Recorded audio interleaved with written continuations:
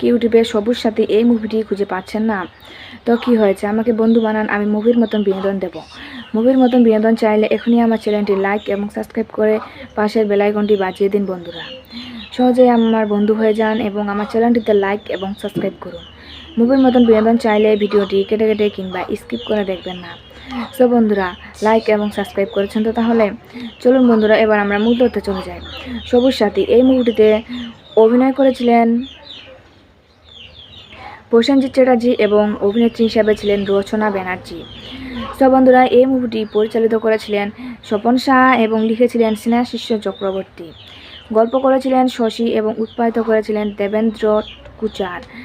So বন্ধুরা, আশা করি আমার ভিডিওটি তোমাদের প্রত্যেকের অনেক অনেক ভালো লাগছে এবং আমার পরবর্তী ভিডিও পাওয়ার জন্য আমার বন্ধু হয়ে অবশ্যই আমার চ্যানেলটিতে লাইক এবং সাবস্ক্রাইব করে পাশে থাকবেন। লাইক এবং সাবস্ক্রাইব করতে কিন্তু ভুলবেন না।